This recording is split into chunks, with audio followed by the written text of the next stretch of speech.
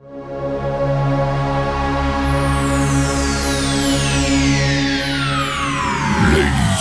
and gentlemen, may I have your attention, please? The show starts in 10, 9, 8, 7, 6, 5, 4, 3, 2, 1, go.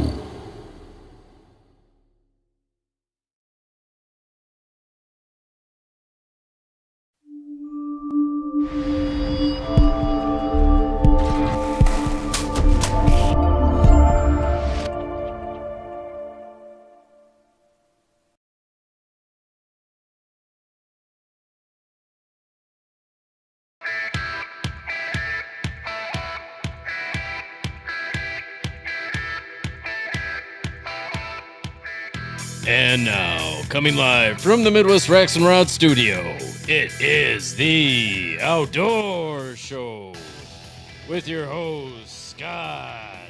You have to call me Dragon Biscobing, and Nick, you have to call me Nighthawk Faber, with special in-studio guest, PJ Clement.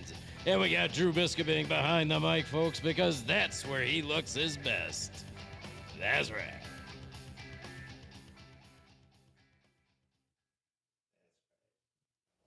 That's right. How's it going, everybody? Welcome back to another episode of the Midwest Racks and Rods Outdoor Show. We're glad to be back in the studio here. We tried to get this thing going last Thursday again, and just a crazy situation here where we are locally. Our community here, our city, we had about 3/4 of the city without internet service that was using Spectrum and that. And then even some surrounding towns as well. I know Jackson was having issues as well. I had buddies that were messaging me saying that they weren't having any service. Phones weren't even working for some people too, calling. So exactly. I had such bad data service, I'm like, what is going on? I literally went to my truck to turn the radio on to find out if there was something going on major in that. So I'm listening to like the local AM stations. I'm like, no, that's just some weird shit happening here in West Bend. Russia got us. And that, yeah, that really sucked because we were excited to get back in the studio and get the show back rolling here again. It's been crazy. We're in the meat and potatoes of archery season here in Wisconsin and throughout the Midwest. Yeah. I know I've been busy. I haven't been out as much as I would like to be because of life and that, but I did spend a week down in Illinois, hunting the opener down there at Bigger Buck Outfitters, Travis Bigger's lodge down there and stuff. I went down there with my buddy Jason Schrader, who's part of the team, one of the founding members, and our other friend Billy. But we'll get into that in just a second here. But before we get too deep into what we're going to talk about in the show, Drew, what do you got from our partners?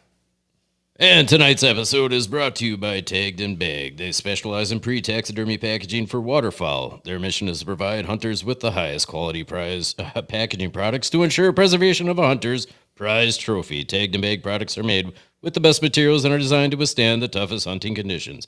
Taggedandbagged.net, that's right, folks, taggedandbagged.net. And, of course, Bucket Ready offers premium food plot seeds for the best results when attracting wildlife to your property. Knowing what deer prefer when they prefer it and putting the best seed together for deer in your special hunting spot is what Bucket Ready Performance Food Plot Seed Mixtures is all about.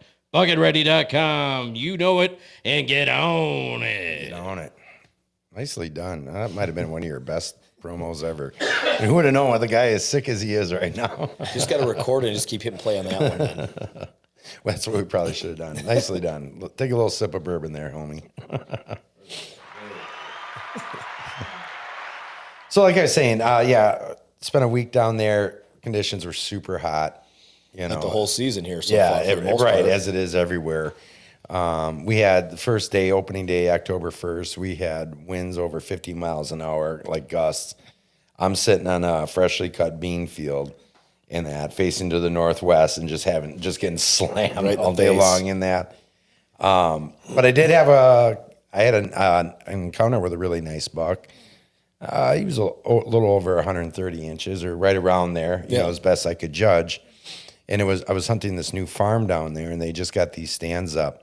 Unfortunately, some of the shooting lanes weren't super clear, but I had this buck for the better part of 15 minutes, kind of just hanging out back and forth 30 yards, you know, perfectly ideal. Just wherever he stopped, I could not get a shot. So frustrating. So yeah, super frustrating. In fact, that I called up one of the guides and stuff. I said, I'm getting out of the stand at 10:30. Can you be at this farm with a chainsaw and a pole saw? Yeah. Let's get this trimmed up a little bit. And it's always really risky to do. But at the same time, if you can get in and out and just cut those limbs real quick and cruise out of there, you know. Unfortunately, I didn't get another shot at that buck or even spot him. But my buddy was only hunting a couple 100 yards away, Jason, and he had spotted him the next day. Oh, really? So he was still in the area for sure. Just it didn't align. Hoping to get back down there yet. Still want to fill that Illinois tag. I mean, they're not cheap. Yeah.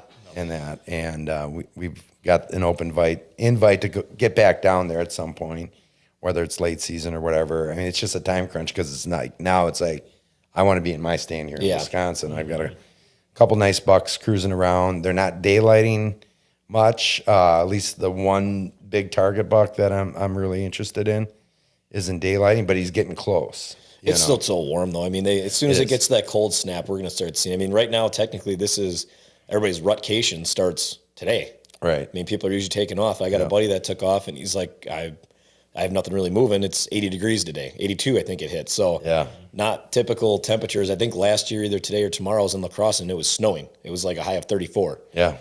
And we're at 82. It sounds like the bottom's going to drop out on this thing, you know, by the end of the week. Like Friday, it's supposed to, and then in that evening, low 30s for lows, and that'll be nice, especially come Saturday morning. Now we're getting into that time of year where you want to sit longer, if not sit all day, if you can do it, you know. Right. I will say this, at 47 years old, it's getting tougher and tougher to do those all-day sits. Man, when I was in my 20s, I would do it for gun hunting. I would do it archery, all that stuff. Like, I had no problem.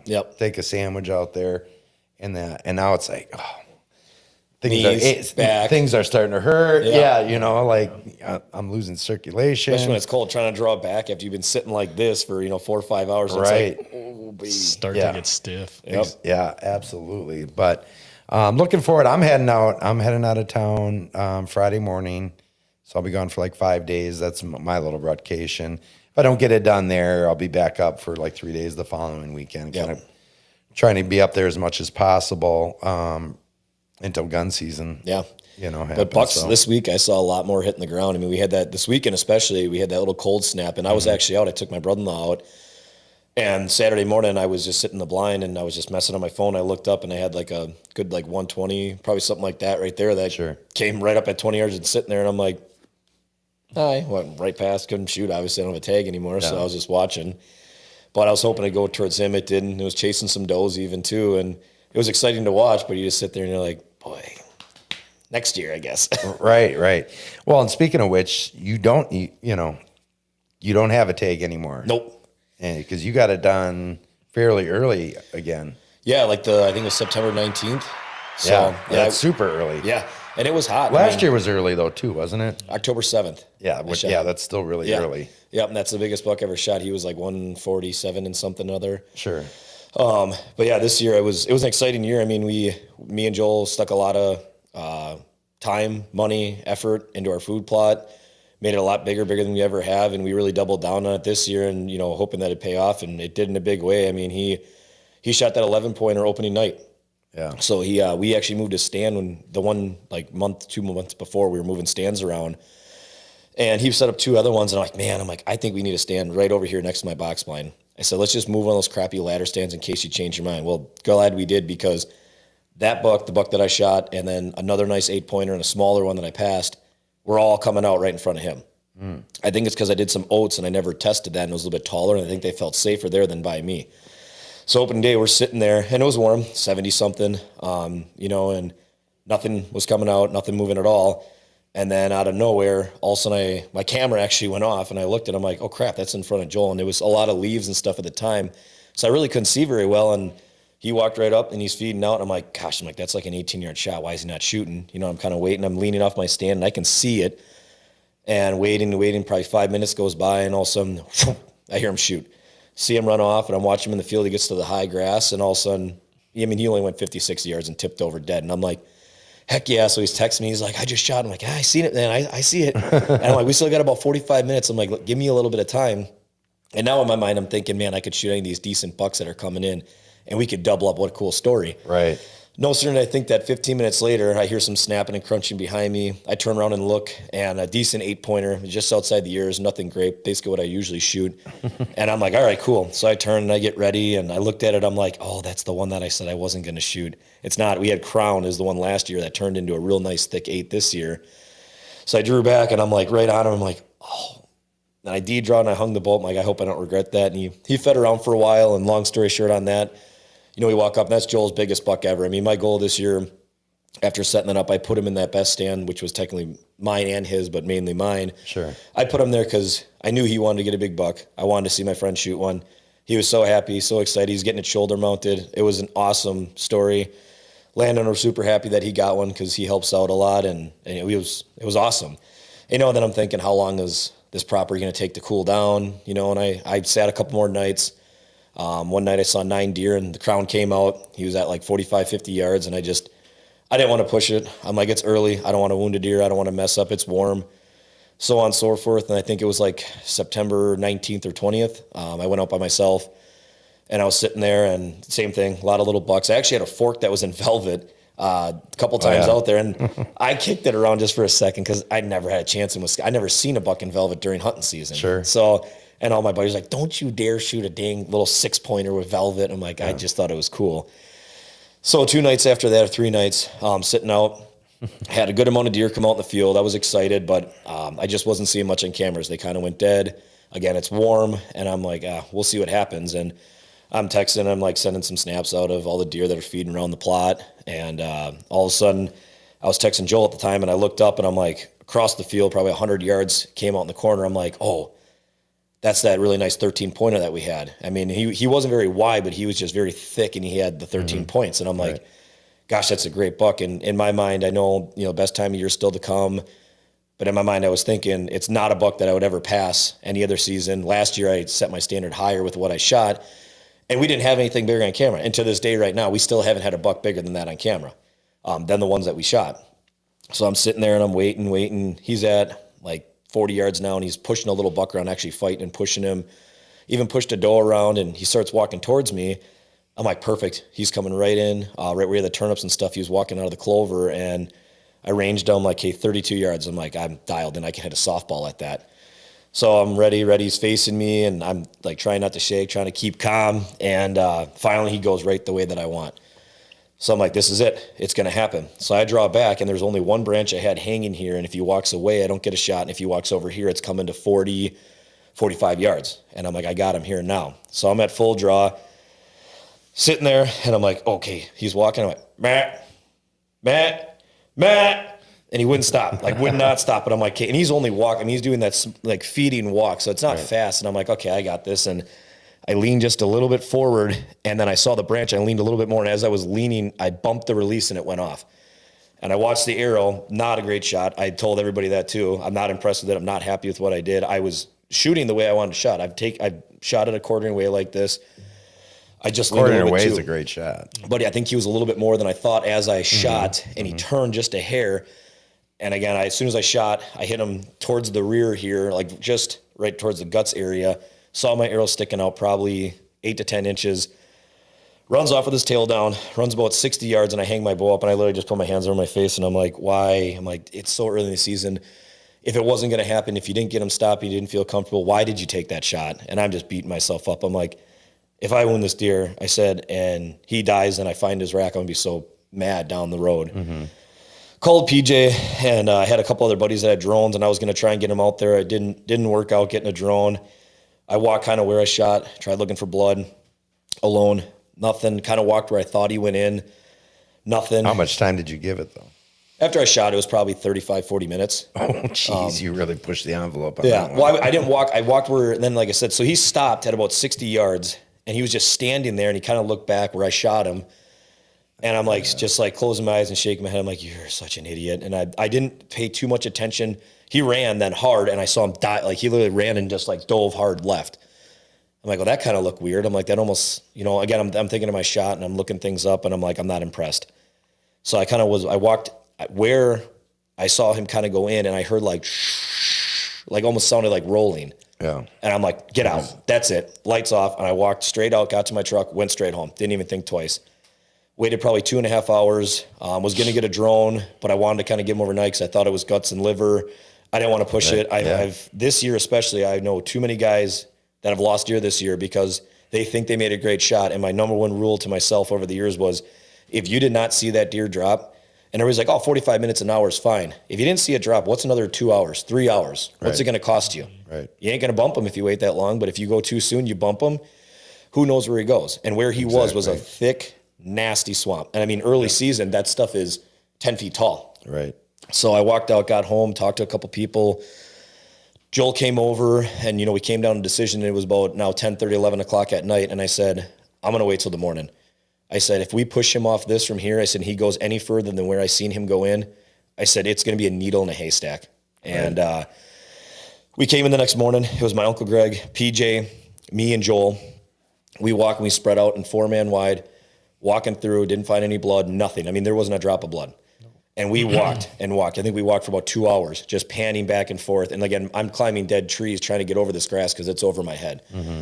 And we walked loops and laps. And then we came out, and I walked out, and I had a buddy that has a drone, and he was coming down that day. And then, now, mind you, it's warm. And I know time is of the essence. I mean, the temperature only hit probably 56 degrees that night.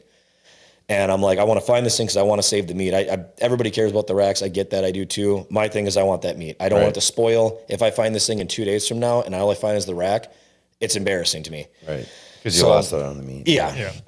So he flew the drone up, and we went over the whole entire area, and we're looking. He doesn't have a very expensive drone. It's just this smaller drone, but it does the job for his carp shooting that he does.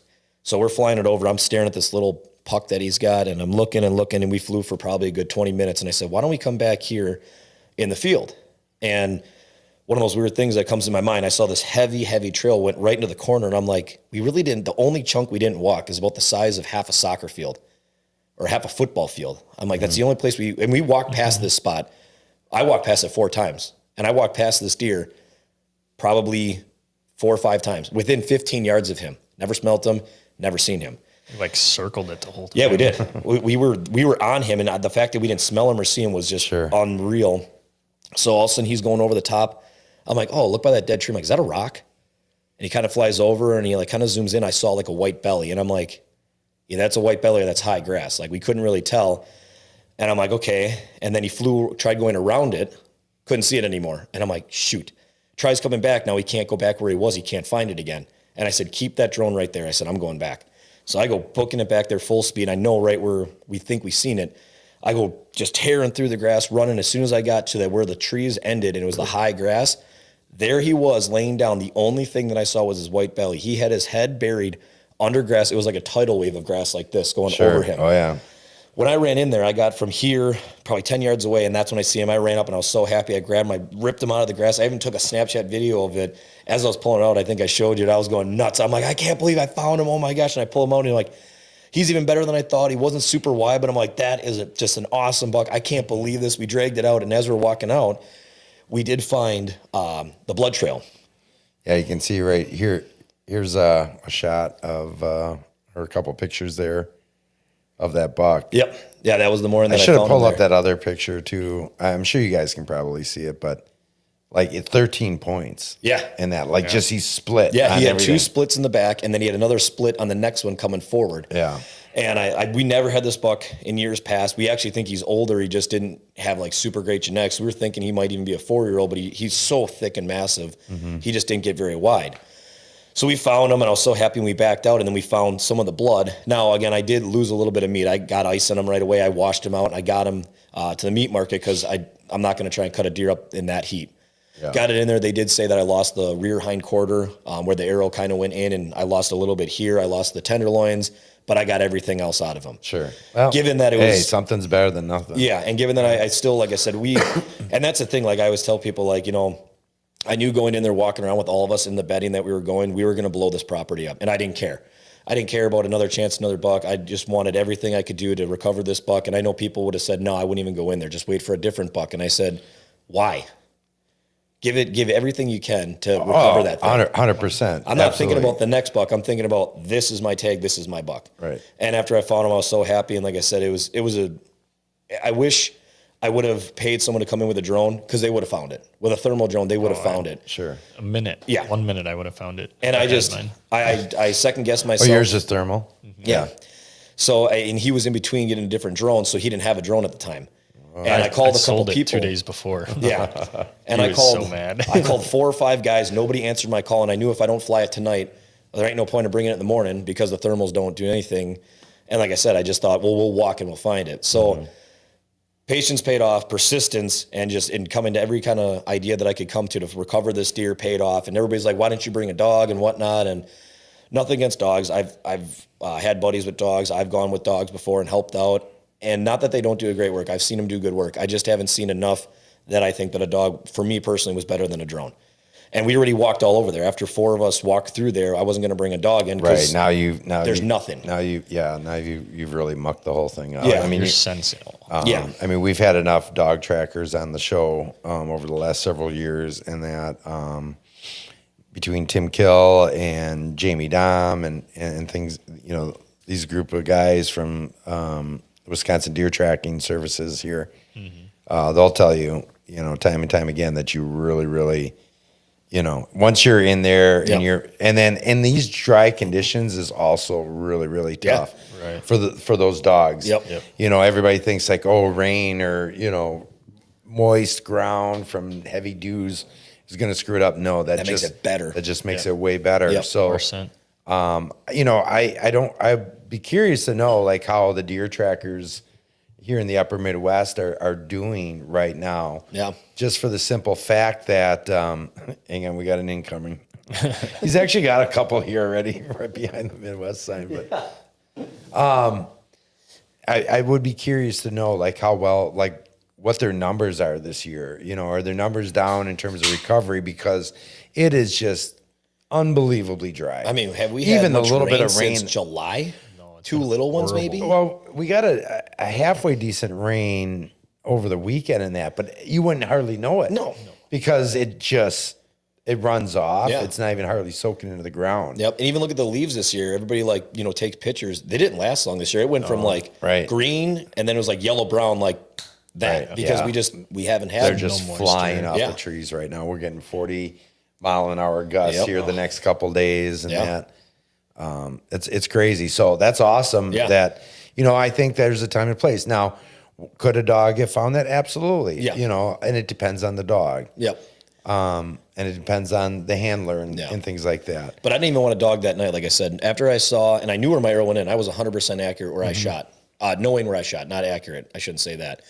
And again, like I said, it was a big thing that I always tell people. If you don't see that deer drop, even if you think you have a great shot, I've heard how many people this year already have we heard, I made a great shot, I'm going in there right away. And they give it 45 minutes an hour and they're running in there. I had a buddy just 2 weeks ago. He was going to have PJ come drone. And he told me he made an okay shot. And I said, let it sit for 3 hours. I said, why does everybody always run in after their deer right away? I'm like, it's going to be dead or it's going to be wounded. And you jump that deer and that guts and stuff, they can plug up. If you let it sit for 45 minutes an hour, they can plug up. And now you're running off nothing. Right. Well, I think the mentality, especially for guys that really want to make sure that their meat isn't spoiling, that's, I think, the panic. Yeah. Or if they know that they've got coyotes on their property based on trail camera photos and things, that, those are all the different things that can contribute to that. And I think it's just human nature, like to want to hurry up and recover. Anxious. Right. You just get, you don't even realize how short of the time Yeah. it's been because Yeah. you're like, it feels like it's been 2 hours, and you're like, no, it's been 20 minutes, dude. Like, Yeah. you gotta chill. I, by far, after having some experiences over the years, somewhat unfavorable, but end up still recovering the deer. Yeah. I have erred on the side of caution. I'd rather wait. That's how I It am was the now. same situation last year for Mike and I. So I had shot my deer. It was about 9 o'clock in the morning, and it was super. It was a super windy day. You couldn't hear if this deer went down or not. And Yeah. I was hunting close to a bedding area. I really crept in tight, and that's why I was able to get this done. But the deer ran off. I knew I mean, as far as I was concerned, from what I could see, Yep. I thought I had made a really good shot, but I'm like, I didn't see it because immediately went into thick cover where I wouldn't have been able to see it. Yeah. And I just waited in my stand for a while in case it was close. Yeah. And then I backed out, and it was around this time, and I had messaged Mike, and I said, shot a pretty decent one here, and he's like, I found mine. And this was a couple hours had gone by. I'm like, I'm going back to the bunkhouse, and then I'm going to have a cup of coffee.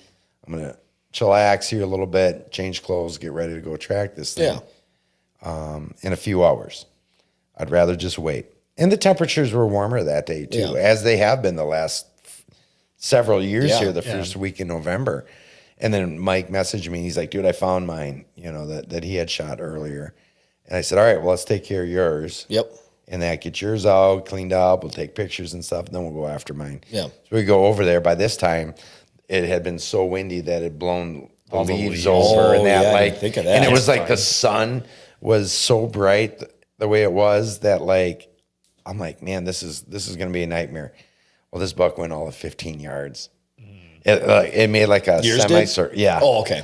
But it's so thick where I was that it ran in and made 15 yards. Like, it died 30 yards away from my stand, and I had no idea that it was there. That's how thick a cover I was in, and how loud the wind was and everything.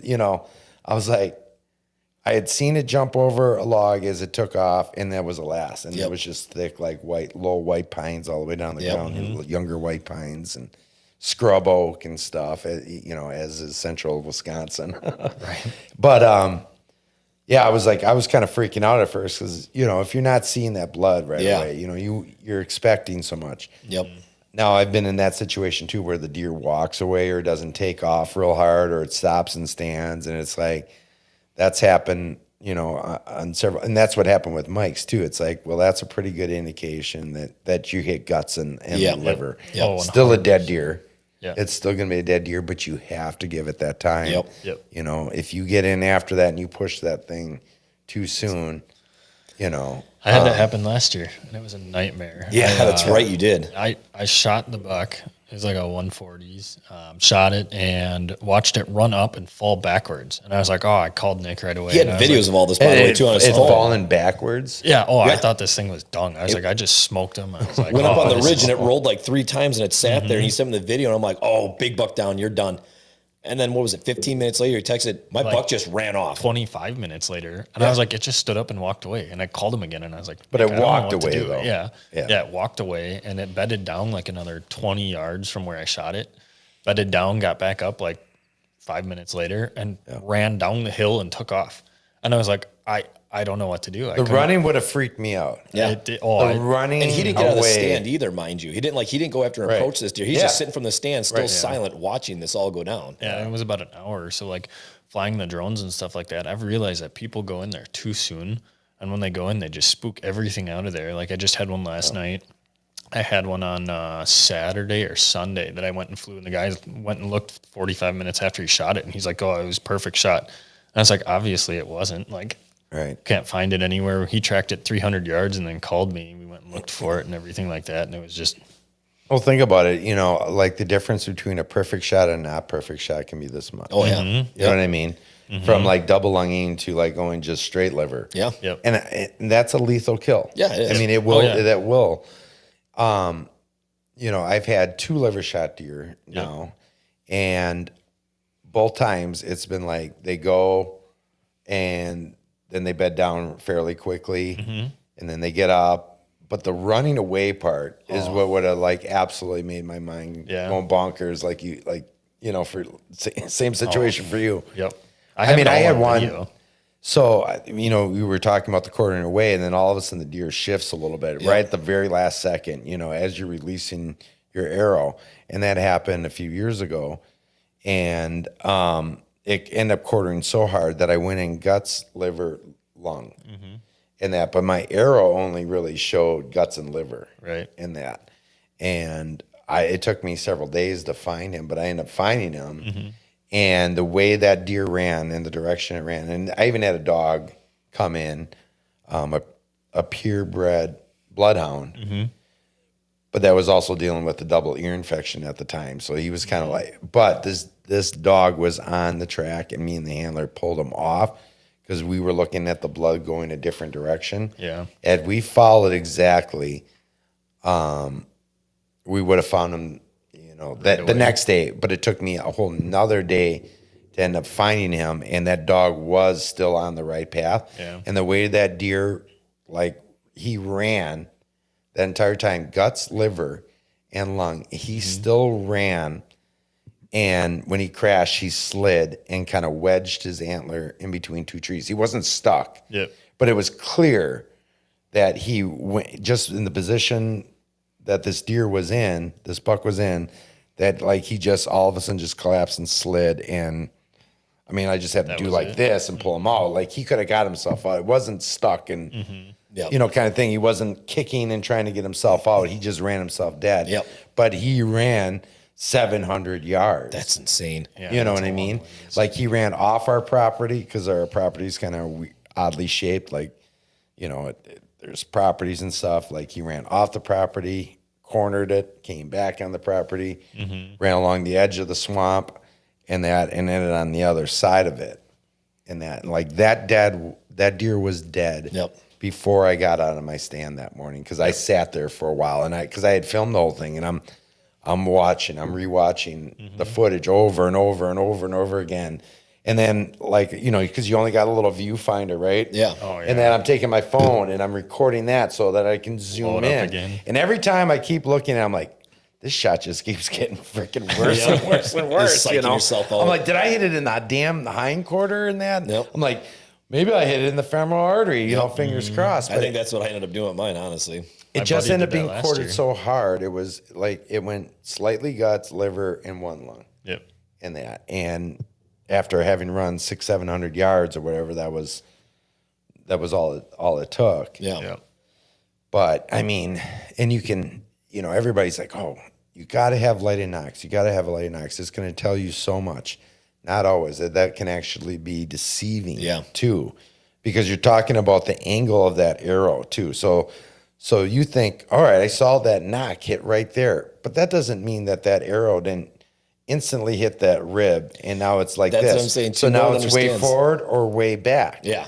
So everybody's like, they're great. They have their place for sure. There's no doubt about it, and it can help you. If the arrow is stuck in the deer, if now you can find your arrow in the dark. If you did get a pass through and be able to identify, what matter is on there. What's the blood look like? Is this fatty tissue? Is this muscle?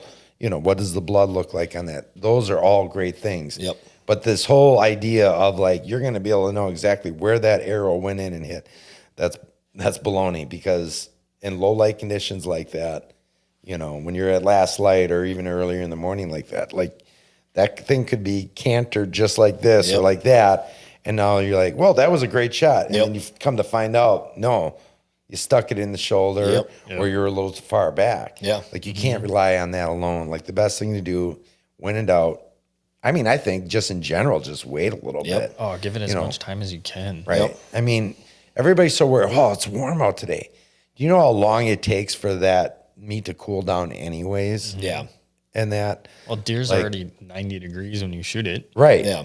So if it's 50 degrees outside, it's going to take a while for it to cool down anyways. Yeah. Even when it's cold, they got blankets on them. You got to think about it. The rut comes on and they got that thick fur. Exactly. Those things are still warm they'll be warm like that for 6 hours. Well, that's how you're finding them with thermals. Oh, yeah. And how long are you saying that you you can find them with the thermal after they've been even dead, like fully dead. Fully dead, I'd say 12 to 18 hours. It just depends on temperatures. I mean, there's so many. Is it gonna? It's variables. not gonna be as strong of a thermal image, Correct. but Yep. you're still gonna get it because it's Yep. still gonna be warmer than the area around it, than the grass and soil. Especially if they're in the bedding and stuff too, that thick, yeah. like hay. They're laying in hay like that. Right.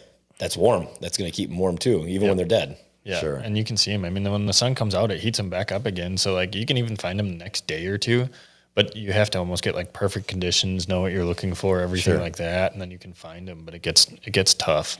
Like if it's wearing a nice knitted Afghan from grandma. Yeah, Right. exactly. You know, we just a few shows back or so, we had Tim Kill. He's got a deer tracking service, and we also had DeMaster drones here. Oh yeah, And Ryan, that- or, and- Nate. Yep. We had Nate DeMaster in that here and on the show together. And, you know, just to kind of talk about some of these different talking points when it comes to deer recovery, and that there's a place for both, for sure. You know, 100%. You know, it's not pitting one against the other. One's better than the other. I think there's a place.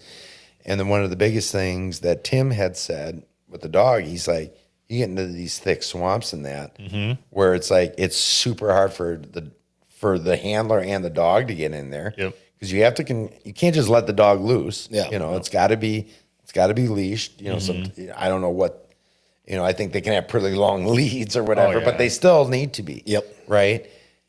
You know, that's a case right there for the drones. Yep. You know, there's a lot of different applications, and I think it's great to have all these different options available, because at the end of the day, it's all about recovering that animal. That we should be doing everything possible to recover these animals. So Yep. Yeah, I agree. I got no problems in that. You know, like one of the biggest things with having the master on was to just kind of talk about some of the, you know, dispel some of the not misconceptions or whatever, but the laws and stuff that are involved with it, because there is a gray area there, and there's a fine line between using them for scouting Yep. and that, which is not allowed. Correct. It's illegal. Right. Versus, you know, like what they can even say, like if the deer is still alive, you know, like Can't give them any coordinates. can't give them coordinates. Right, exactly. But you like that deer is still alive. And then you have to fly off of it right away. You can't sit there and hover over it. And I think that's great, you know, but you know, even with that said, again, we're talking about a fine line about integrity. You know, if we want drones to continue to be a thing, right, there needs to be integrity and rules follow, because, you know, you could be shady about it and be like, oh, God, here's yeah. what it is, you know, Yeah. be like, I didn't tell you, Yeah. you know, kind of a thing. So, and I think that's where, because we're talking about fair chase Yep. in that, and that's what's important. So, but I think, again, at the end of the day, if we can have these tools, why not? Yep. You know, I mean, bows are improving. Oh, Everything. big time. Tacticams. I mean, Yeah. Right. before we had to go in and Cell get our cams. chips and stuff like that, and we could bump deer and everything. Now we don't have to ever go in. You can put batteries in; those things will last half the season. Yeah, I was Well, going to say. And now there's states that aren't allowing cell cams Yep. or even trail cameras at all. Yep. Because of this, you know, wanting it to be fair chase. And I get that.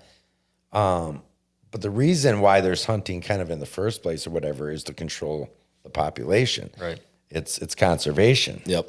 And providing, for the family meat. That too. Absolutely. But so I don't know. And I know we've talked about this plenty of times on the show in the past, but Yeah. it's all, technology versus, what's fair. Yeah. And that. But when it comes to an animal and recovering it, like the worst thing guys run into all the time, and I see it on social media constantly on different pages and that, like, hey, if anybody was hunting, and they took a picture of this buck that they found or whatever, if you were hunting in this particular area and you think this is your buck, contact me, give me some more info on that. We found this, It's so somebody, common. and not to say that person gave up on looking for it, but they just didn't recover it. And then when you're on public land, Yeah. who's to say somebody else isn't going to find it? Yep. Right. and you hate to see that go to waste. Yeah. One way or the other. Yep. Whether it be the meat or, at least recovering the animal and putting your tag on it. Not that you killed this buck, didn't recover it, and now you're going out and killing another one. Yeah. You know what I mean? That same instance that happened with that buck that I said ended up going X amount of yards. Mm-hmm. So that buck right there came in right after, about 20 minutes after, while I'm still sitting in the sand, and sat there for 10 minutes broadside 30 yards. That's cool. And I didn't shoot him. Yep. 1 year later to the day, I killed him. Yeah. The next year. A lot of people say that. I'm like, a lesser hunter would have been like, after reviewing the footage and be like, that's a gut shot. I'm never going to find that. Thing's long gone. Right. And that could have shot that. Yep. But no, I'm like, I filled my tag. I know that's a dead deer. It's just a matter of being able to find it, being able to get the permission to go on another property and that, which I did. And that deer did go on that property, but he was there for all of like 2 minutes. Back. Yeah. And then he just, because the property goes like this and then like this. So he went like this, went across the property, kind of cornered it, and then right back into ours. So, Right. But anyways, let's go ahead and do intermission here real quick. And then let's get into PJ's buck that he just got last week. Yeah. Right before a show. I think. Yeah. Yeah. It was like the day or Wednesday. two right before we were supposed to do the show last Thursday. So we're going to take a brief intermission, guys. Stick with us. Refresh your cocktail. Grab a beer. We'll be right back, and we're going to talk about PJ, and then we're also going to touch on the CJ Alexander buck here a little bit because there's new information out there about that and some things that we want to share a little bit about it. Not give too much credence or anything to it, but just some things we want to touch on. And so if you have any questions for us, feel free to hit us up in the comment section. Otherwise, we'll see you guys back here in 5 minutes.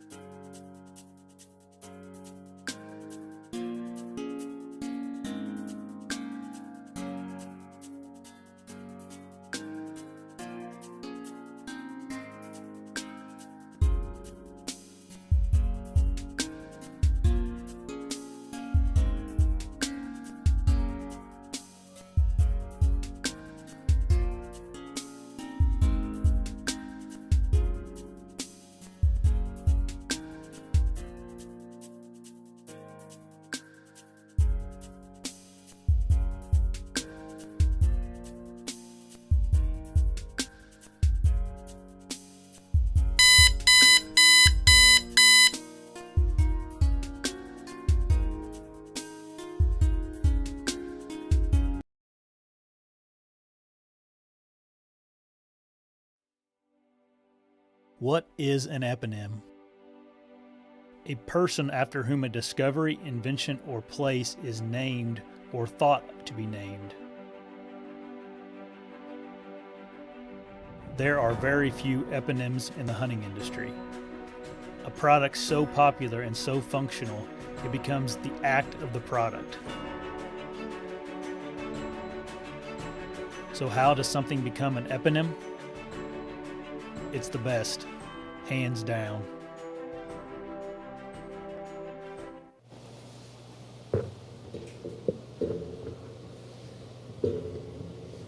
Drew, do you want to shut that off back there? We're picking up something. I'm like, what are we picking up here? Anyways, we are back. Thank you guys for sticking around with us here. Sorry about that static there. It was getting a little warm in here. We had to throw the air conditioning off. PJ had to lose his hoodie here. It gets warm up here on the second level. Doesn't help good that winter. it's 80 degrees today. Yeah. Right. Yeah, and it's still really warm outside. It's supposed to be 80 again Blinded by tomorrow. that damn hot light. So, anyways, yeah, thanks for sticking around. Those of you that have, we're sitting here talking about archery season, and we're in the meat and potatoes of it right now. Yep. Real quick before we get into PJ, so outside of your buck and Joel's buck, then you got your father-in-law. Yeah, I did. You got him hooked up on one too on the property. If you I want to did. give us a quick rundown on that. Yeah, he has a property that he hunts. He doesn't have a lot of time now. He's going to retire soon, and he'll have more time. But he works third shift. He doesn't really have mornings. He's got to sleep. He gets home at 6 a.m., sleeps, and he goes back to work at 1, 2. So that's the backstory and why he gets a week of vacation to go bow hunting. Sure. I happen to have a decent buck on camera that was daylighting every day. And I said, you want to go out tonight? I was actually helping PJ doing some side work. And then I said, I got to get in the stand. I got to help him. So I went and I sat and I put him in the stand. I said, it's been coming out over here. I said, if it does everything it's been doing the last 5 days, this is how it's going to be. Again, another warm day, 72, 75, something like that. People are saying, I can't believe you're going out. And I'm like, well, it's worked for 2 of us. Why not make it 3? Right. So, yeah, I'm sitting 60 yards away from him. I'm watching everything go down and nothing's moving. And I'm like, yeah, it might happen because it's so warm. And all of a sudden I happen to look to my right where the buck has been coming from. And there he was. I can see him. He can't. He's being blocked on the right side. So I'm like, oh my gosh, he has no idea it's coming. So I grab my phone out. I'm like, well, I'm going to record this. So it comes in and I don't know. I watched it and I'm like, okay, he turns and he's right in front of him. I'm like, okay, shoot. And mind you, he's got a crossbow. So I'm like, he's steady. He's ready to go. I'm like, okay, shoot. And it's feeding and now it's feeding away. And then I'm watching it more. And I'm like, did he fall asleep? Because he works third shift again. So I'm like, he might have fallen asleep in the stand. Sure. And I'm like, I'm just going to keep recording. All of a sudden I'm going and it stops. And I'm like, hey, it stopped. And then it starts takes 2 or 3 steps and I can watch the Luminoc and everything and goes right in. I'm like, ooh, looked like a good shot. Same place, kind of ran off. And it actually kicked up two more deer. We didn't even know we're there. We're bedded down in this high grass that's only about this tall. He runs out there and he kind of stops. And I'm like, okay, he's going to drop right there. And then 10 seconds goes by and he takes off running full speed. I'm like, oh no, come on. And it's running. It stops again. And I zoomed in on the footage and I actually then got it tipping and boop, tips right over. And I'm like, holy cow, he's done. And I'm like, the first night he sits the whole year, he's done. Yeah, that's awesome. So I go walking over to him and he's like, why are you getting out? We still got an hour. And I'm like, I already shot a doe too this year. So I'm like, I'm good on meat. I'm like, I'm waiting for gun deer. I'm like, let's go get your deer and let's go celebrate, you know? Yeah. So we went, got the truck, drove back and we go walking over to it and he's like, holy cow. I mean, it was a unique buck. It was almost kind of like a cull buck. He was real thick. He was actually fairly wide. I mean, he had I think it was like a 16 or 17 inch spread just outside the ears by an inch or 2. So a decent buck for him. And he hasn't shot a good buck in probably 8-9 years. Cause again, he only gets 5 days, 6 days max to hunt and that's it. And then he gets 3 or 4 days for gun.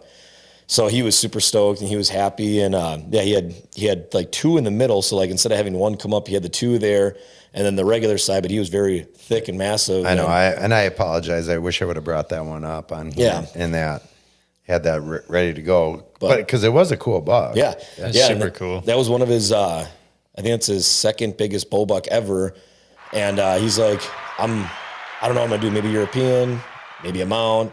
And then Jenny's like, why don't you get a shoulder mount? Because you've never shot a buck with him. We got footage of it and everything. Like, it'd be a cool buck for you to get shoulder mount. And he's like, you know what? I'm going to do it. He's like, who knows how many chances I'm going to get at a buck like this. Where he hunts is not the best property. So he's like, I'm going to get it mounted. So he was super happy and stoked. And he's like, perfect. He's like, now when my rutcation comes up, I think it's in a week or so. He's like, I can go out and shoot a doe, and then I'm good for the year. And then he's someone that when he gun hunts, he's so obsessed with his crossbow that he's going to use the crossbow then for gun hunting. That's what he always does now. He just has so much more fun shooting it with that. And he's older. He had shoulder surgery too. He used to use compound, and he just can't do it anymore. He can't draw it back. And with work too, he just can't practice like he could. And he's like, I'm at the age, I think he's 64. He's like, I got nothing to prove anymore. He's like, I've been bow hunting forever. I don't care what anybody thinks of me. He's like, I'm going to use a crossbow. He's like, I'm old enough. I got grandfathered in. Exactly. So he's happy, and he was so pumped. And it's funny because after I took the pictures, everybody commented, and they're like, why does he have RBF? Like he should be smiling. He's happy. He's always the serious one when he takes the pictures with his deer. And I'm like, he never smiled. He's like, I'm happy. He's like, I just don't smile. Resting bastard face. Yeah, exactly. So he was all grumpy, but he was so happy. And then the kids got to see it. We got pictures with them. And since I think both my boys have been born, he hasn't got a picture with a buck. So it's been that long, 6 years. Sure. Since he shot a buck with the bow. So he got to take it with the grandkids and everything. That's cool. And it was a special moment. It was awesome. And like I said, there again, we got 3 bucks in 70+ degree temps.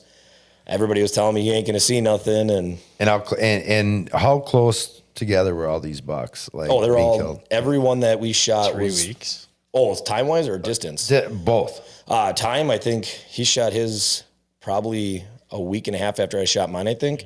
So we had all ours dead before October. All 3 of our buck tags filled with decent bucks, in less than a month. I mean, September 15th it opens. And so, 15, 16 days, we had 3 bucks. And we still have a couple other really nice ones that just came through recently, but And in terms of stand location? Oh yeah. We, from where this stand was and where that one was, 65 yards max.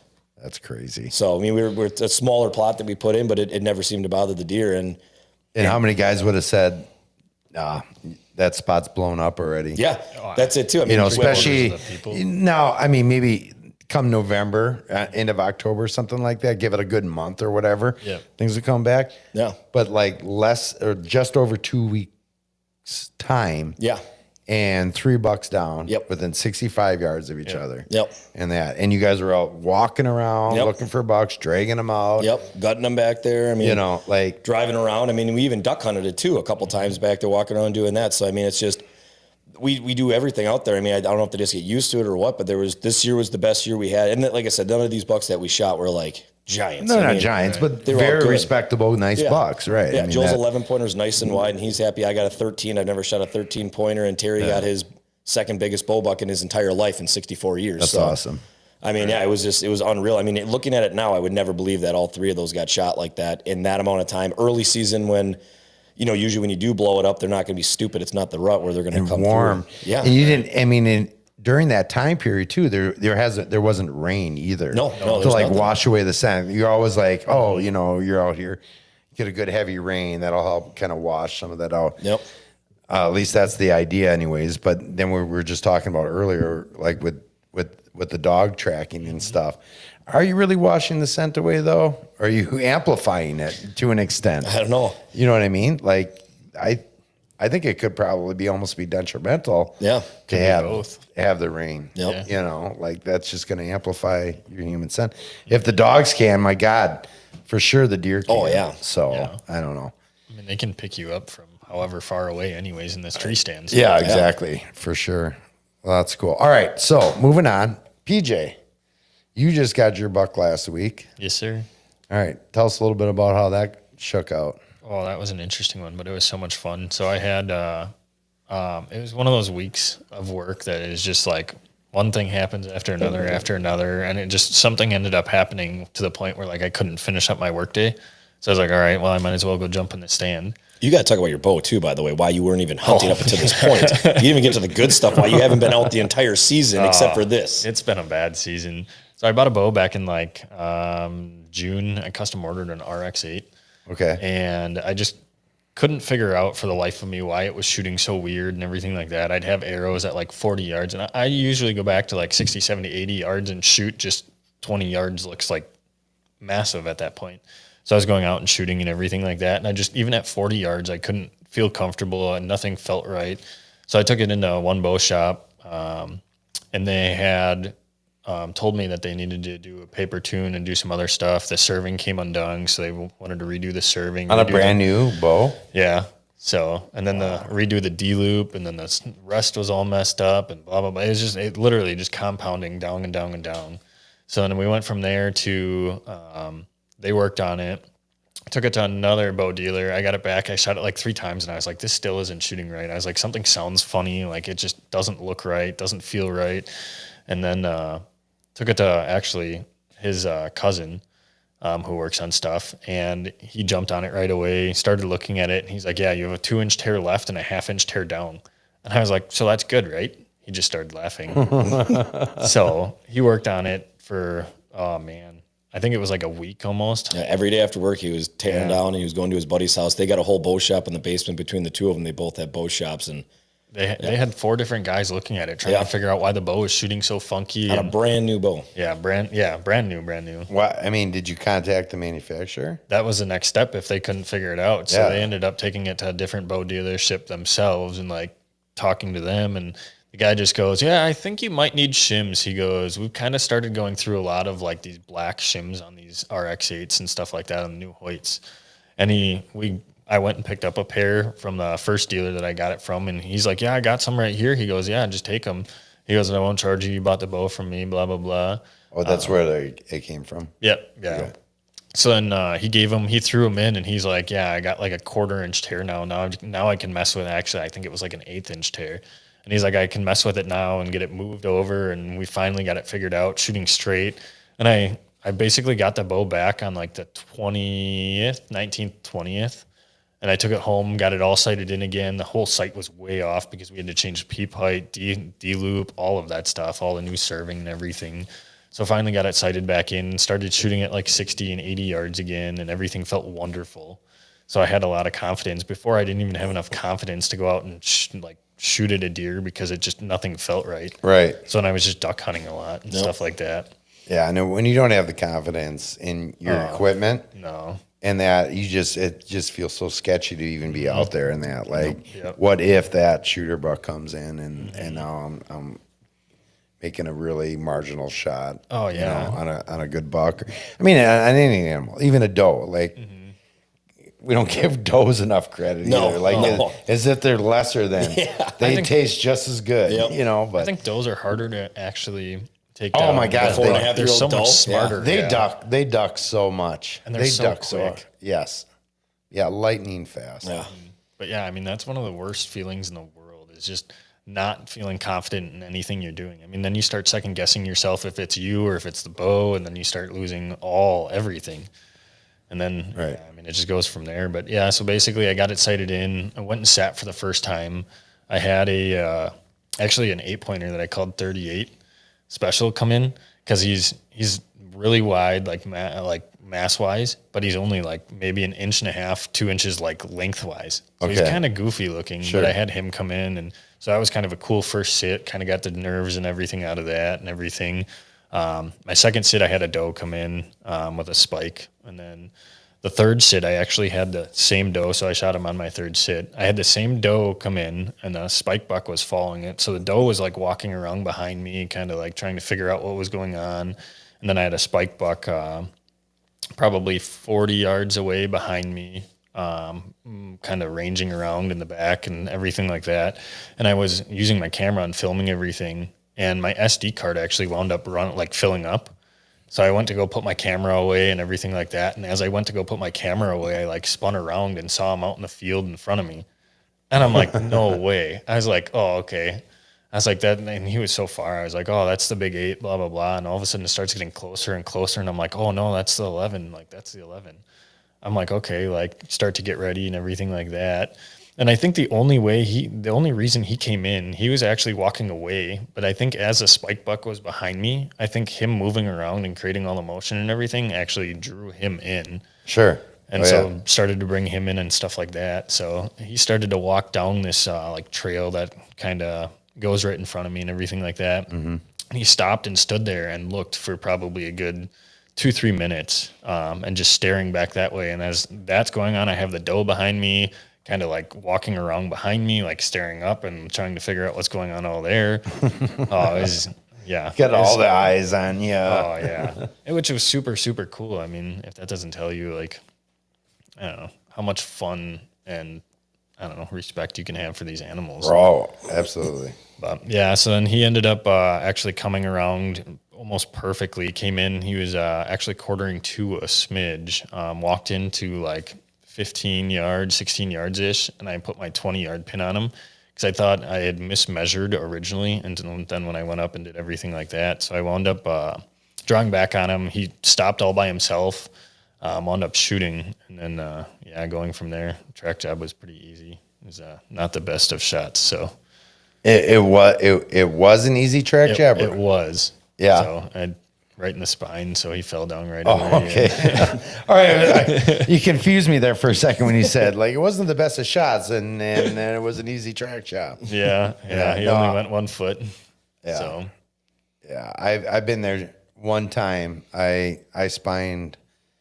It was a 7-pointer, and this was probably over 15, 16 years ago, and that really big body 7-pointer, and that not an impressive rack by any means, and that, but like when he came out of the thick in front of me, in that he looked like he was pulling a trailer, like just the body on this thing was just huge, and I don't know for whatever reason. Yeah, I shot a little high and spined him in that. Yep. And when that happens, you're just like, oh, it's you're trying to knock another one, I knock another one. and I then did the trying same to get thing him 3 years in ago. and stuff like that.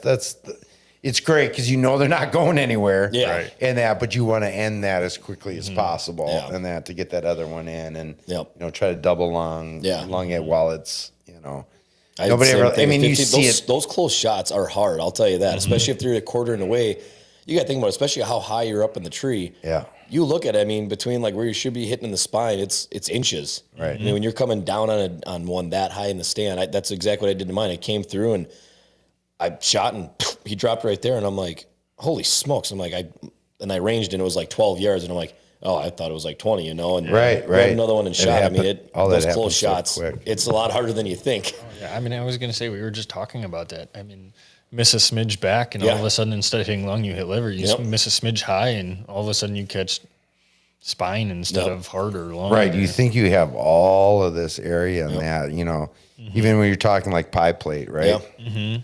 Like, well, if that pie plate is moved over, in half an inch, if you're hitting that edge of the pie plate, now you're straight up liver. Yep. I mean, it's aim small, miss small. Like it's a common thing we all talk about and that, but there's some real truth to that. And there's a lot of things that happen when you're in the stand. Like when you're target practicing, that's one thing. Yeah. But to be in the stand and in that moment, that's a completely different story altogether. Yep. Oh yeah. What you got there? I've discovered that my biggest problem when hunting is loft, which is lack of effing talent. I feel that one. There it is. He couldn't even when he's not in front of the camera. Self-deprecation kicks in. Loft from that rifle, right? Just trying to loft it in there. But yeah, no, that's so.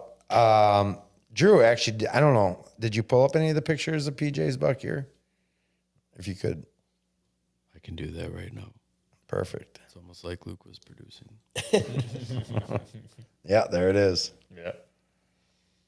Really nice buck. So Yeah, now, you said this is your best? Nope. Second No, best. second best. Yeah, I shot like a 140 last year. That's right. actually. You said 140. Yeah. Yep. And this one was like low 130s probably. Yeah, kind of. Rough scoring it. Yeah. Yeah, exactly. So, Yeah. And that's I'm all about rough scores. Yep. Yeah. You know what I mean? Like I don't need to get technical with it. Like just I just want a rough scoring. Yep. And that I've rough scored a bunch in that, and it's outside of that. If if I did a CJ Alexander,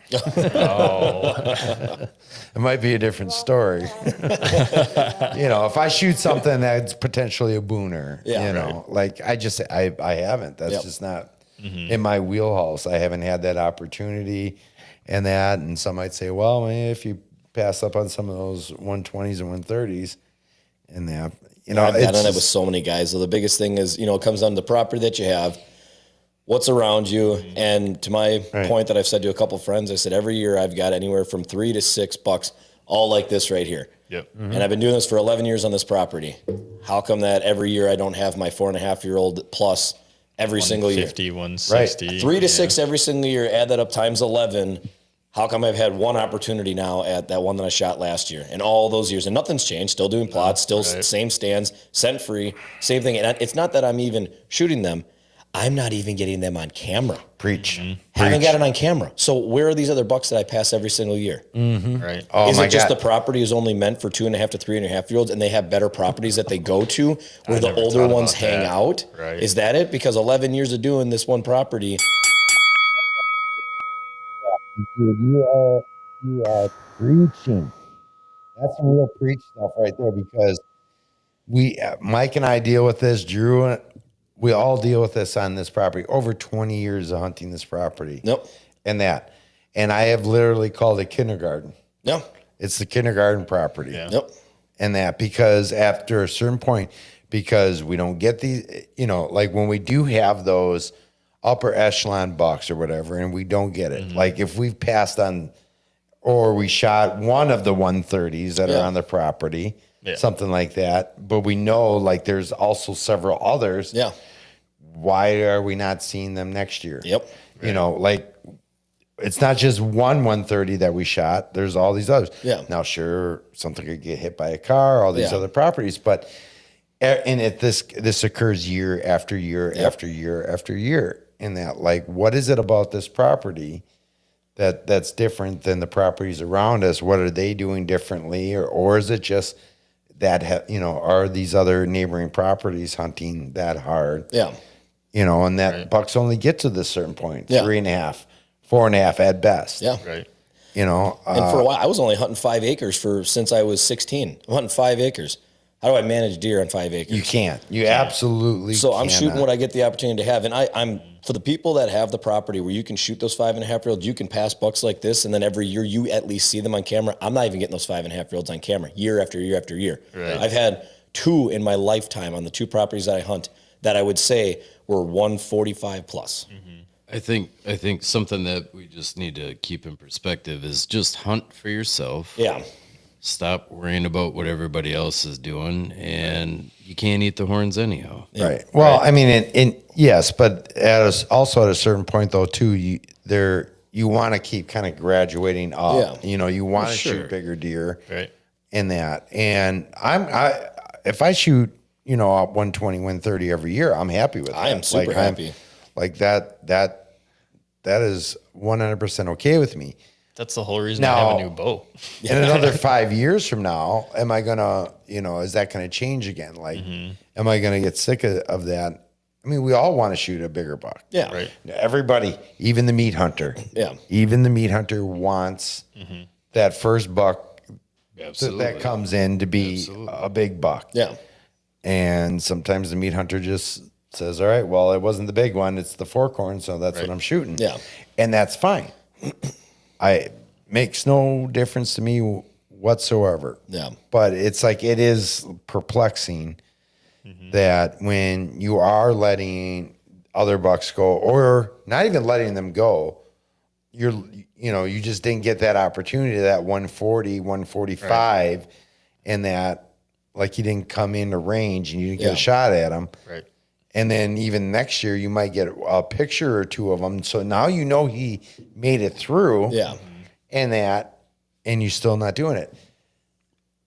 Is that from lack of hunting ability to get honed in on him? Are you not, or how big is your property? Yeah. Is he mostly, is he only traveling through? If you don't get daylight pictures on him and you're running umpteen different cell cams on your property and you never get daylight pictures, and you only once or twice throughout the fall get a picture of him in the, at nighttime, Right. What is it that you can do, Right. to get on that buck? If you're doing other things, you're playing, you got a water hole, you're Yep. planting plots. food plots Yeah. and stuff. Like, I mean, There's so much that comes into it too. I mean, property, land, territory that you're in. I mean, like Buffalo County, all the places that you go and you've been that you hunt. It all comes down to that, the land and how much you stick into it. I mean, I do a lot of other hunting. I turkey hunt. I play softball. I go fishing. I got a lot of money stuck into a bunch of other sports. If I had just bow hunting, that's all that I did, and I could stick in all the money that I spent on those other sports, I probably would wait on bigger bucks. Because this is all I do. That's the only thing that I do is bow hunt. I'm going to stick all my money and time into that sport. Well, right now, I'm when I don't have my buck down, I'm thinking, man, should I be in the duck blind or should I be in the tree stand? Right. Because my hobbies are both of them. I enjoy them both, but it's hard to be able to do both. At the same time, same seasons. Yep. So absolutely. So speaking of other things you can do, legally or not legally, you could be like CJ Alexander. That finally came to an end. That was interesting. Yeah. So what's funny about this, and we didn't even title this or even throw this in the description. We're just going to talk about it though. So CJ Alexander proclaimed over and over again his innocence. Yep. And that the 23 charges against him were all false. Frivolous. Erroneous on all counts, Your Honor. And he pushed a lot on social media. I'll give him that. I mean, I watched a lot of the stories and stuff, and he kept, doubling down and swearing that this is all legal and everything. And I mean, for a while there towards the end, I was starting to believe it. I was like, nobody would go to this No. length to proclaim their innocence in that and be so sit back in the chair nonchalant about it. yeah. So we had talked about it on a previous show, like kind of, I don't even know how long ago it was. It was early on. year. I think it was, January, February, right around there, I thought. It was this year. It was this Yeah, year that we started talking about it and that. And we hemmed and hawed about it. Yep. And then we did a full commit Yep. to it. And we titled the show, Ohio Buck Poached question mark. So we didn't say it as that. And we talked about it. We were all thinking it. Well, right. We were. 23 potential charges Yep. against. He ended up being convicted of, I believe, 14, I think so. 13 I'd or have to look 14, back. 13 or 14 of the 24. Or And we 23. said there's no way with that many against him. Like I had see 2 or 3. When we said there was that many, I'm like, something's going to stick. There's got to be some kind of, there's something in between there. You can't tell me that there wasn't. And we like I said, we stayed on both sides. We never said that he was guilty. We never said that he wasn't. Right. We the whole time said, we hope that he's innocent. We hope that this is a misunderstanding. We hope it's just people jealous that we're trying to, get him in trouble. And that it actually came down in the way that he said it didn't, the way he portrayed it. I was gunning hoping for it. No one wants to hope that someone shoots a buck of that caliber and now no one gets to enjoy this animal besides the DNR. They get to trot it around and show everybody now at all these shows. Right. Nobody wants that. shame. Right. Yeah, that's it. The shame wall. Yeah. And it really ended up doing a disservice to this deer, too. Oh, yeah. This magnificent buck that somebody else could have legally harvested. And someone was hunting. He had it on camera very often, I guess, Right. and he was attempting to shoot this. And not to mention, it gives ammunition to all of the people out there that hate us. Yeah. Right. The as antis, is. absolutely. They're all wrong, but Right. Yeah. But yeah, it was one of those things, right, where it didn't feel right. Things felt suspicious. It's okay. Is it bending down It again? is. I need We're Viagra. gonna have to replace that one. Oh, I got it. We need Viagra. It's good now. here we go. Blue Just Chew. bleeding more money. Things just didn't feel right. That was a lot of charges, and now he's been convicted. Yep. And on December 11th is when, the penalties come down. Yeah. As far as what's going to actually happen.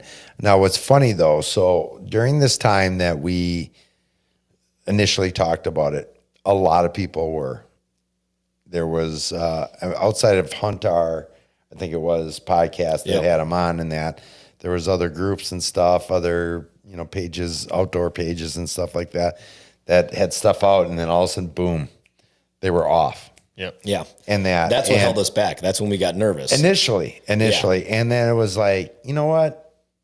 No, we're not saying anything. In the court of public opinion, that's a thing, right? Court Freedom of of public speech. opinion. Yeah. So we're going to talk about it, and that we didn't convict him on the show. Well, he had messaged both you personally and messaged me through the Midwest page, and then On our social media pages. on So our social media. I got a private conversation from him, and he got one from him as well. Right. And it wasn't, it was quite polite. I felt like, Yep. He was very nice. he just kind of said, I think you guys got it wrong. There's some misinformation here and that. And, I said, well, if you'd like to set the story straight, we'd love to have you on the show. Yeah. And that I said, but ultimately at the end of the day, like, you got 23 charges. Yeah. I don't think you're getting out of all 23 charges. You're guilty of something here Yeah. in that. But if that does, I'll eat crow. Yep. And I will make a public apology, even though I don't think I need to apologize for anything, because we didn't convict you. No. Like, we had our opinions about it, Yeah. but we're not the judge and jury here. No. You know, everybody, I mean, you went on all these podcasts. This wasn't something like this was hearsay. Yeah. And you kept your mouth shut. You went on other podcasts. Publicly. You did an interview with Outdoor Life magazine.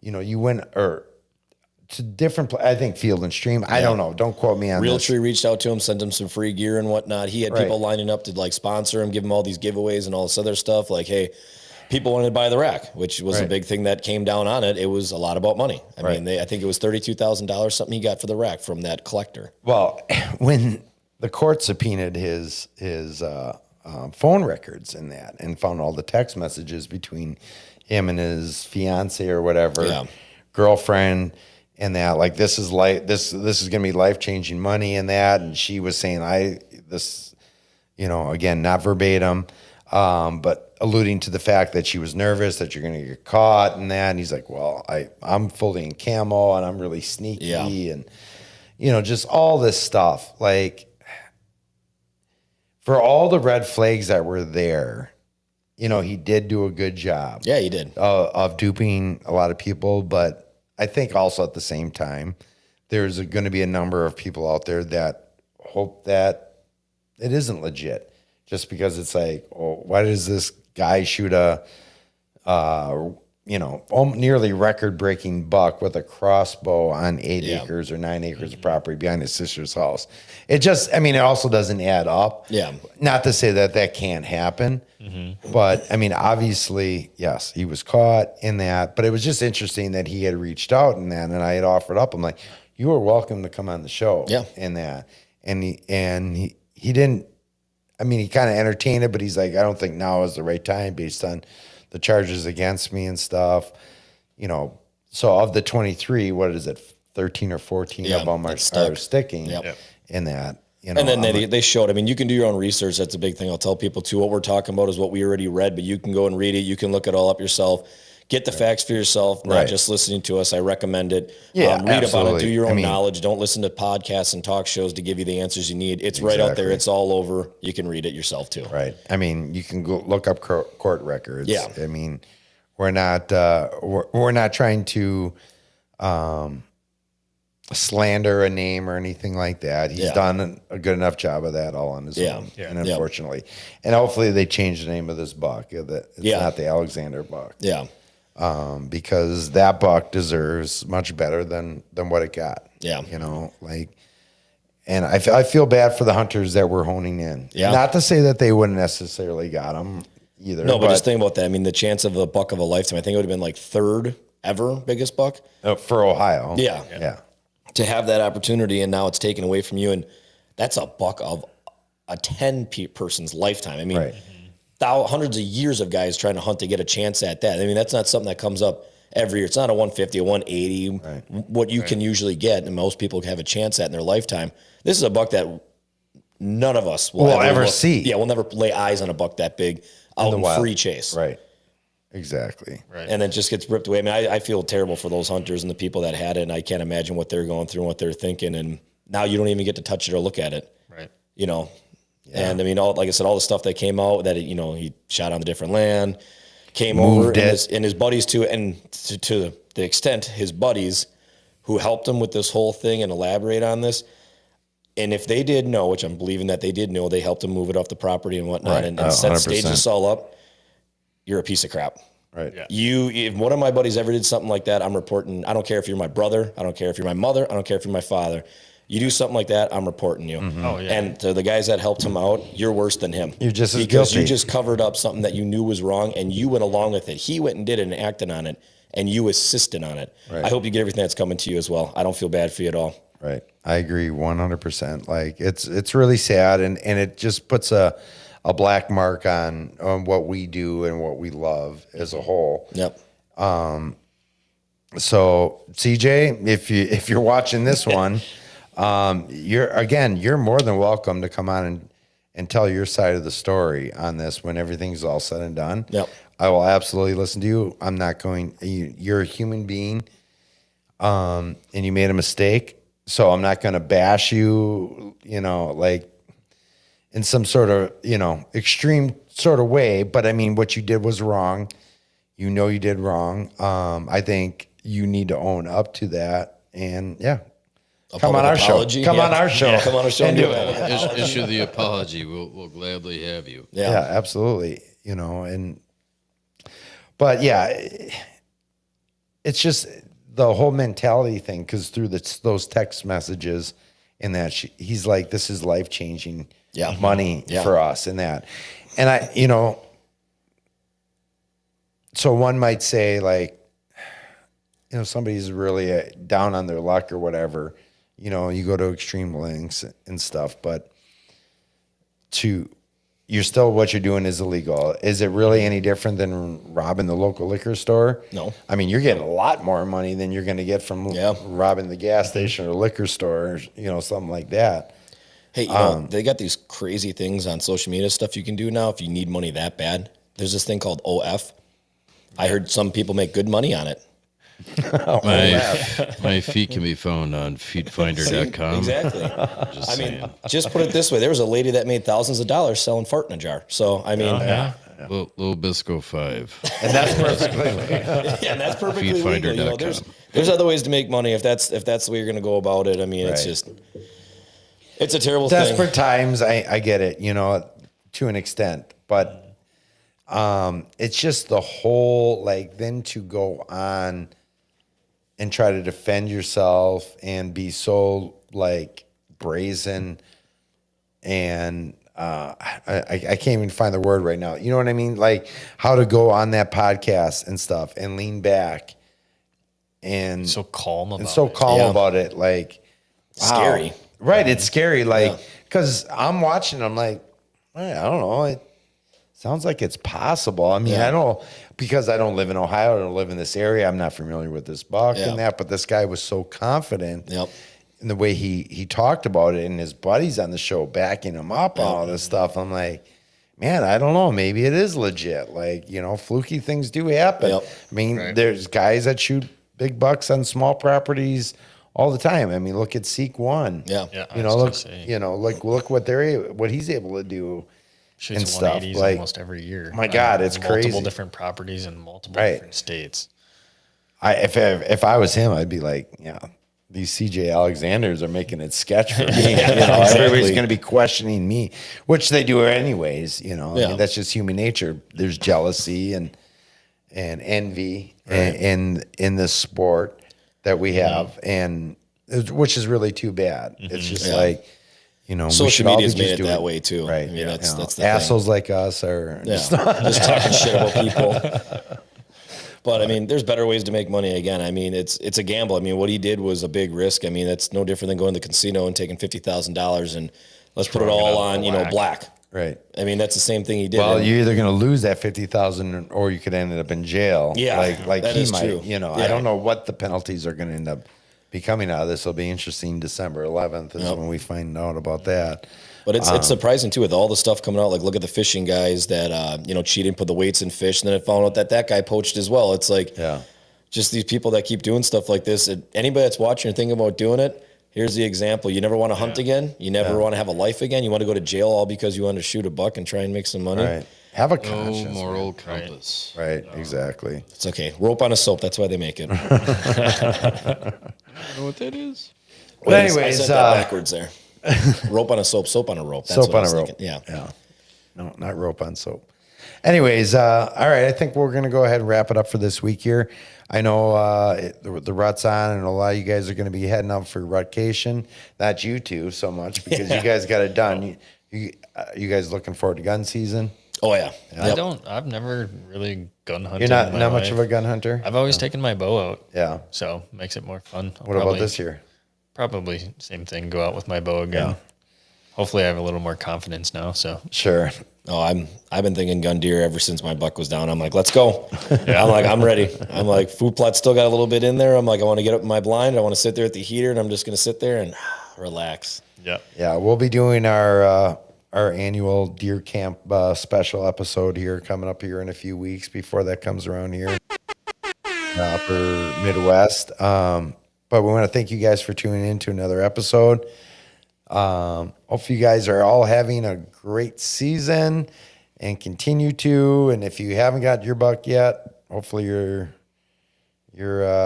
dialed in like me and ready to go this weekend and next weekend. And Yeah, they're Sweet moving. November is just around the corner here. It is. So a couple Those days temps away. are coming. Yeah. Bucks are chasing. Bucks are dropping like crazy right now. We're seeing it all over social media. So good luck to everybody that's out there, guys and gals, kids, all of you. We'll be back in 2 weeks for another episode. And until next time, always outdoors.